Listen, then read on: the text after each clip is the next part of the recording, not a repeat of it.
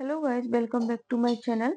जैसा कि आपको पता है, एमपीपीएससी असिस्टेंट प्रोफेसर के लिए पेपर 1 के पीवाईक्यू सॉल्व करने की सीरीज चल रही है।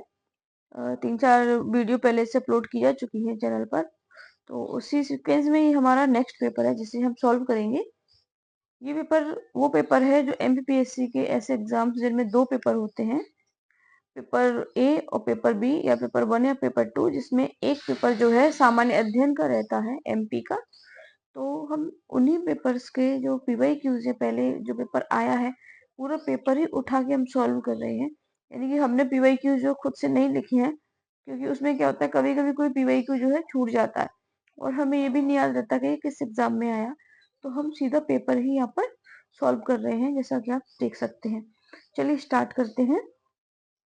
एमपी के उष्ण शुष्क पतझड़ वन में कौन सा वृक्ष पाया जाता है? तो सागौन का वृक्ष पाया जाता है। पतझड़ वन वे वन होते हैं, यानी वे पेड़ होते हैं। पतझड़ में कौन से पेड़ काउंट होते हैं? जो एक मौसम में क्या है, अपने पत्ते जो है गिरा देते हैं और उनमें फिर से पत्ते आते हैं, यानी कि पतझड़ होता है उनमें। एक मौसम में वो पतझड़ को देखते हैं। निम्न में से कौन सी नदी को उत्तर भारत एवं दक्षिण भारत का प्राकृतिक विभाजक माना जाता है? इस वीडियो को हम थोड़ा फास्ट ही रखेंगे, है ना, और काफी स्पीड में हम इसको कंप्लीट करेंगे, क्योंकि कुछ वीडियो जो पिछली थी वो काफी लंबी हो गई थी। तो देखो, उन्होंने बोला है कि एमपी की ऐसी कौन सी नदी है जिसको प्राकृतिक विभाजक माना जाता है।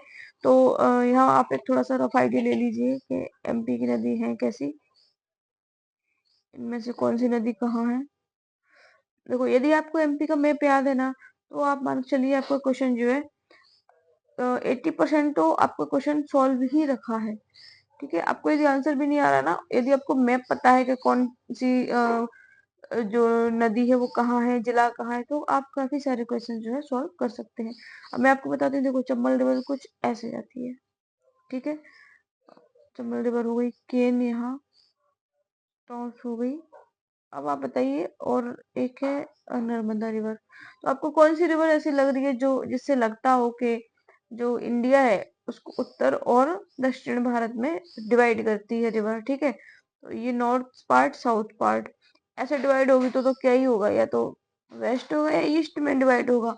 यदि हमें नॉर्थ साउथ में डिवाइड करना है तो आपको मालूम है हमें हॉरिजेंटली जो है डिवाइड करना पड़ेगा। तो इसका आंसर हो जाएगा क्या? नर्मदा नदी ही डिवाइड करती है।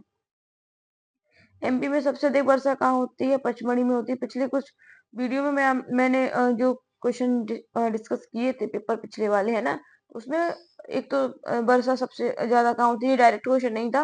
क्वेश्चन था कि डिंडोरी में कितनी वर्षा होती है, औसत वर्षा कहाँ ज्यादा होती है, किस साइड जाने पर कम होती है, ज्यादा होती है। मैंने पूरा वो डिटेल में आपको उसमें डिस्कस करके बताया था मैप के थ्रू, है ना। तो आप पिछला पेपर आप देखोगे तो आपको उसका आंसर मिल जाएगा। मैं आपको बता रही थी कि देखो, ये पूछ सकता है कि सबसे ज्यादा कहाँ होती है, कम कहाँ होती है। जो कि क्वेश्चन आया है ना, हमें उस क्वेश्चन से 4-5 क्वेश्चन जो क्रिएट करना आना चाहिए, तभी हमें पीवाईक्यू लगाने का मतलब कुछ हमारा निकलेगा। तो देखो, ये क्वेश्चन आ गया, पचमढ़ी में होती है। कर्क रेखा पर सूर्य की लंबवत किरणें कब पड़ती हैं? 21 जून को पड़ती हैं। बॉक्साइट किस धातु का? इसके एल्यूमिनियम का है। बॉक्साइट से बॉक्साइट का यूज हम क्या बनाने में करते हैं? एल्यूमिनियम बनाने में करते हैं। एम में कितने कृषि जलवायु क्षेत्र है? ये क्वेश्चन बहुत इंपॉर्टेंट है। कितनी है? 11 है। कृषि जलवायु क्षेत्र जो है 11 है। और एक होता है फसल क्षेत्र, है ना। कृषि जलवायु क्षेत्र अलग है और फसल क्षेत्र अलग होते हैं। फसल क्षेत्र अलग होते हैं। ये कितने हैं एमपी में? 5। 2011 की जनगणना के अनुसार एमपी की कुल जनसंख्या में अनुसूचित जनजाति का प्रतिशत। गाइस, आपको एक बात बहुत अच्छे से याद रखना है। अनुसूचित जनजाति को पढ़ते टाइम आपको ये कंफर्म करना है कि जनजाति ही लिखा है, कहीं जाति तो नहीं लिखा। ठीक है, क्योंकि हिंदी में वो जनजाति जाति कभी कभी एक जैसा हमें दिख जाता है जल्दबाजी में। तो हमें ये चीज अच्छे से देखना है, जनजाति है कि जाति है। इसमें पूछा गया है एसटी के बारे में। ठीक है, कितनी जनसंख्या है एसटी की एमपी में? 21.1% है। एमपी विधानसभा में अनुसूचित जाति के लिए आरक्षित सीट है। देखो, यहाँ जाति पूछा है। जाति पूछा मीन्स एससी के बारे में पूछा गया है।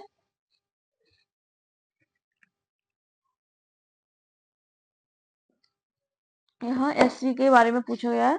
तो आरक्षित सीटें कितनी है विधानसभा में? इनके लिए 35 है। और जो एसटी है, देखो अब हमें एसटी का भी पता होना चाहिए ना, उसके लिए कितनी है, 47 है। ये एसटी वाला आंसर है और एससी वाला आंसर है। अब आप ये भी आपको मालूम होना चाहिए कि विधानसभा में टोटल सीटें हैं वो कितनी है, ये आप खुद मुझे कमेंट सेक्शन में बताएंगे। एमपी पंचायती राज अधिनियम 1993 में कुल कितनी धाराएं और अध्याय हैं, तो इसमें 132 धाराएं हैं और 15 अध्याय हैं।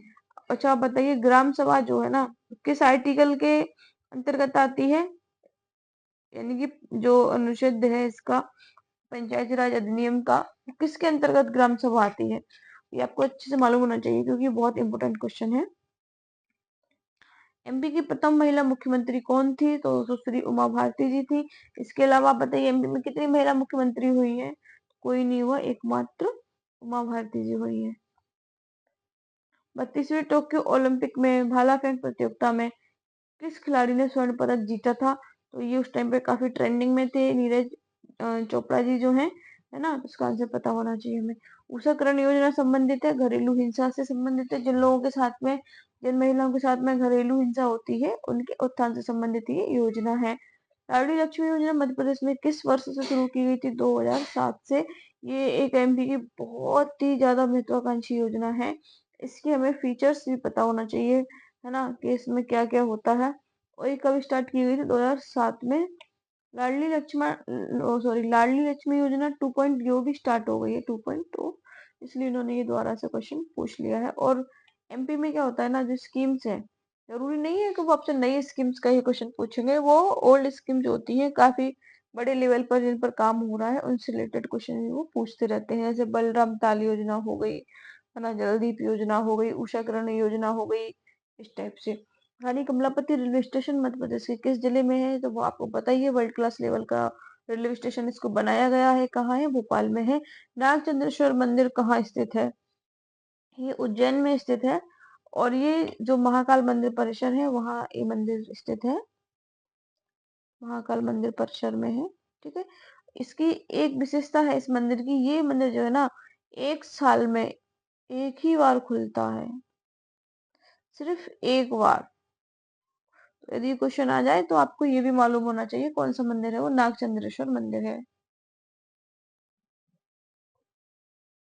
बघेलखंड का प्राचीन नाम क्या है, तो देखिए, करूस है, करूस को बघेलखंड बोलते थे प्राचीन काल में, यानी कि बघेलखंड को करूस बोलते थे प्राचीन काल में।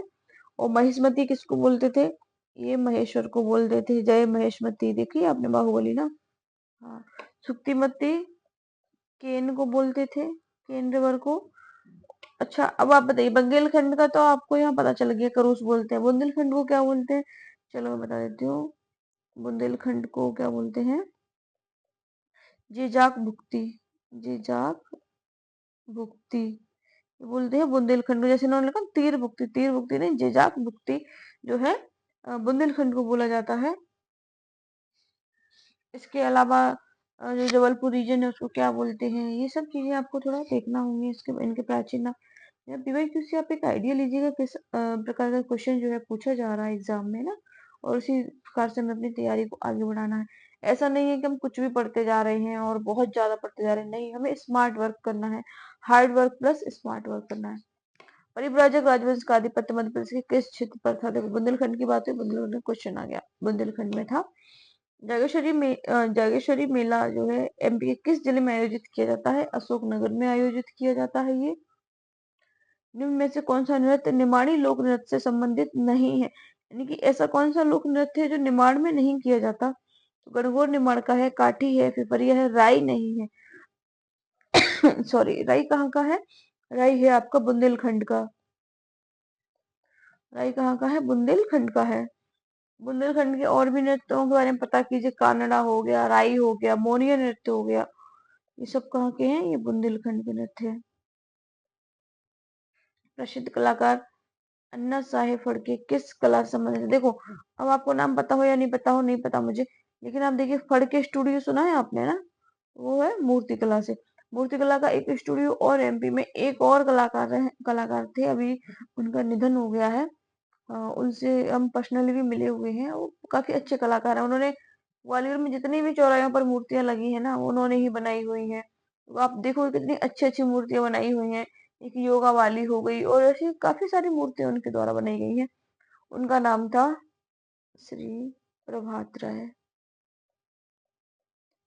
ये स्टूडियो जो है आपका कहाँ था? ग्वालियर में था।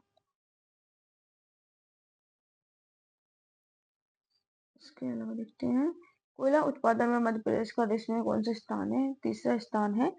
अच्छा, आप बताइए सकल उत्पादन में, मतलब कोयले का जो सकल उत्पादन है उसमें कौन सा स्थान है? एमपी में जल पर्यटन का गंतव्य स्थल है। कहाँ पे जल पर्यटन एमपी में होता है? हनुवंतिया में होता है। ये खंडवा के पास है। हनुवंतिया एक टापू है ना, वहां पे ये होता है। एमपी की औद्योगिक नीति 2014 किस दिनांक को प्रारंभ हुई थी? कब हुई थी? तो इसका आंसर आयोग ने हो सकता है कि दो, मतलब इसको डिलीट कर दिया हो, आंसर नहीं दिया है ना, तो इसका आंसर हम भी नहीं देंगे। 2001 से 11 के बीच, लेकिन हमें इस पता होना चाहिए 1 से 11 के बीच की अवधि एमपी की जनसंख्या वृद्धि दर कितनी थी, यानी कि 2001 की जनगणना से लेके 11 तक में एमपी में जनसंख्या वृद्धि दर क्या रही थी? 20.3% रही थी। निम्न में से किस जिले में कपास का सर्वाधिक उत्पादन होता है? का एक कपास का पूछा है। खरगोन में होता है। आपको मालूम होगा कि गोल्डन जिले के नाम से, गोल्डन जिले हैं एमपी में दो, उसके नाम से जाना जाता है। किसको? खंडवा को और खरगोन को। खंडवा और खरगोन को।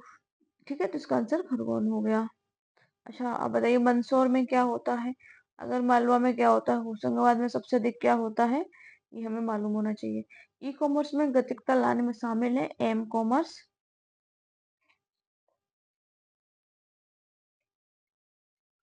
ई लर्निंग, ई कॉमर्स एवं ई बैंकिंग के उदाहरण है। देखो, ई लगा है, इलेक्ट्रॉनिक सर्विसेज है सारी, ये सारी क्या है? सर्विसेज है ना। यदि हम लर्न कर रहे हैं किसी से, तो कोई ना कोई हमें सर्विस प्रोवाइड कर रहा है। कॉमर्स एक्टिविटीज कर रहे हैं, खरीदना बेचना, तो भी क्या सर्विसेज प्रोवाइड यहाँ की जा रही है। बैंकिंग हो गया, बैंकिंग भी एक सर्विस सेक्टर है, तो इसका आंसर आ जाएगा ई सर्विसेज। ठीक है। मुफ्त और ओपन सोर्स सॉफ्टवेयर है ऐसे कि जो हर कोई इनको एक्सेस कर सकता है, तो ये सारे ही है। तो इसमें से आंसर है इसका सभी। रोबोटिक्स के निम्न कथनों पर विचार करें।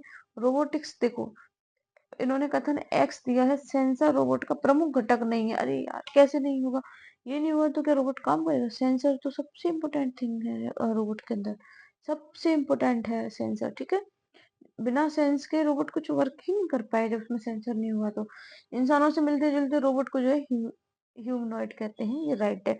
आप बताओ, ऐसे एक ह्यूमनॉइड जो है, हम इसको स्पेस में भेजने वाले थे, क्या नाम था उसका? व्योम मित्र, मैं बता देती हूँ क्या नाम था। व्योम मित्र। ठीक है। सूचना का अधिकार अधिनियम किस वर्ष पेश किया गया था? 2005 में। अच्छा, आपको ये मालूम होना चाहिए कि सूचना का जो अधिकार अधिनियम है, ये सबसे पहले किस देश में आया था? सबसे पहले ये किस देश में आया था? ये स्वीडन में आया था। कहाँ आया था? स्वीडन में। उसके बाद हम लोगों के यहाँ तो बहुत लेट 2005 में आया है, यहाँ तो 90s में ही ये आ चुका था। ठीक है, स्वीडन में। और देखो, सूचना के अधिकार में हमारे यहाँ क्या होता है, 30 दिन का समय मांगते हैं ना, 1 महीने का। और कोई ऐसी सूचना होती है जो किसी व्यक्ति के जीवन से जुड़ी है, तो उसके लिए हम लोग 48 घंटे का समय लेते हैं। ठीक है, 48 आवर्स का समय लेते हैं। लेकिन कुछ देश ऐसे हैं जहां सूचना का अधिकार, यदि हमने अप्लाई किया, आईटी अप्लाई किया, हमें सूचना चाहिए किसी चीज की, तो वहां 1 महीना नहीं लगता। मतलब वहां पे क्या लगता, 30 डेज नहीं लगते, वहां तुरंत सूचना दी जाती है। तुरंत, समझ रहे हो? ट्रांसपेरेंसी वहां कितनी ज्यादा होगी, और वर्क एफिशिएंसी भी वहां कितनी है कि वो आपको सारी सूचना जो है प्रोवाइड करा पा रहे हैं इतनी जल्दी में। 1 जुलाई 1857 को इंदौर रेसिडेंसी पर किसने आक्रमण किया? सादत खां और भागीरथ सिंह ने किया। देखो, जो एमपीपीएससी, इंदौर रेसिडेंसी का भी आप जानते हो, एमपीपीएससी को ऑफिस के आसपास ना, वहां मिलता है। देखो, एमपीपीएससी जो है उसके ऑफिस के बाहर एक ना मकबरा बना हुआ है, एक कब्र है ना, कब्र है, किसकी है? वो है सादत खां की। इन्होंने आक्रमण किया था, अंग्रेजों के विरुद्ध आक्रमण किया था, अंग्रेजों से लड़ रहे थे। तो कब किया था? 1 जुलाई 1857। ये डेट भी अपने आप में काफी ज्यादा इम्पोर्टेंट हो जाती है। 1 जुलाई 1857 को किया था। भोपाल रियासत का विलीनीकरण हुआ किसमें? एमपी की बात हो रही है। ठीक है, तो इसका आंसर आयोग ने नहीं दिया है, तो ये हमें खुद ही फाइंड करना है बुक से कि इसका सही आंसर क्या होगा। उज्जैन में सम्राट हर्ष ने किस मंदिर का जीर्णोद्धार कराया था? हरसिद्धि देवी का और गढ़कालिका देवी का। यानी कि इन्होंने इसमें कुछ एक्स्ट्रा वर्क कराया होगा, जिससे मंदिर की अवस्था जो है सुधरी होगी या कुछ सुधार कराया था।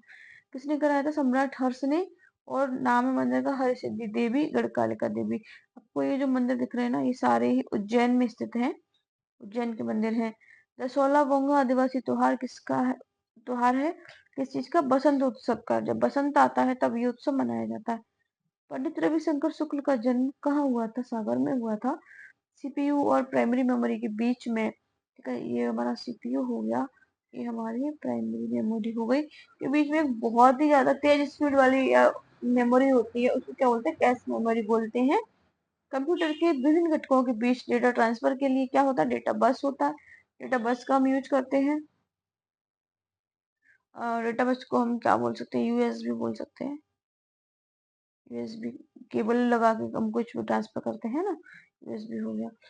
देखो, क्योंकि आंसर भी नहीं पता होना, तो देखो क्या कंट्रोल बस होगा? नहीं ना। एड्रेस बस होगा? नहीं। ये ऑटोमेटिक निकल आते हैं। कुछ क्वेश्चन ऐसे होते हैं कि नेटवर्क पर साझा करने के लिए डेटा संचारित करने हेतु डेटा को छोटे टुकड़ों में विभाजित किया। डेटा किस रूप में जाता है? आपने कभी ये शायद फिजिक्स में पढ़ा होगा कि जो डेटा वगैरह होता है, या शायद लाइट्स को लेके था कॉन्सेप्ट, किस रूप में जाता है? ये पैकेट्स के रूप में जाता है। इसको छोटे टुकड़ों में विभाजित कर देते हैं, इसको क्या कहते हैं? पैकेट्स कहते हैं। ब्रॉडबैंड अभिसरण प्रौद्योगिकी का उपयोग ब्रॉडबैंड अभिसरण का काम होगा किस चीज के ट्रांसफर के लिए? ध्वनि, डेटा, वीडियो, सब के लिए। प्रति इकाई समय में चैनल द्वारा स्थानांतरित बिट्स की संख्या क्या कहलाती है?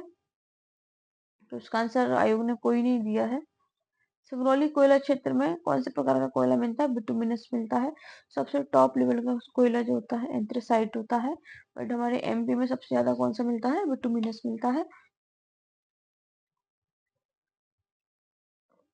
सॉरी, अभी तक हमने जितने भी पेपर सॉल्व किए हैं ना, उसमें आपने कोयले वाला क्वेश्चन तो देखा ही देखा है ना। हर पेपर में कोयला वाला क्वेश्चन आया हुआ है। पहले कोयले की खानों के नाम पूछ लिए, फिर कोयला कहाँ मिलता है कहाँ नहीं मिलता वो पूछ लिया, और अभी किस प्रकार का कोयला मिलता है ये इन्होंने पूछ लिया। तो बिटुमिनस का मिलता है कहाँ? सिंगरौली में। सतपुड़ा तापीय विद्युत केंद्र का, सतपुड़ा में ये किस जगह पे है? मतलब जो सतपुड़ा तापीय विद्युत केंद्र है किस जगह पे है? सारणी में है। और सारणी कहाँ है? आपको बैतूल में है। ठीक है, नेक्स्ट। एमपी का सबसे बड़ा फोटोवोल्टिक सौर ऊर्जा प्लांट कौन सा है? रीवा में है। और एकल साइट सौर ऊर्जा प्लांट सबसे बड़ा एमपी में कहाँ है? इस नाम से क्वेश्चन आ चुका है। उसका आंसर भी क्या था? रीवा ही था। कौन से जिले में तवा सिंचाई परियोजना स्थित है? होशंगाबाद में है। जिनमें से कौन सी जल विद्युत परियोजना नहीं है?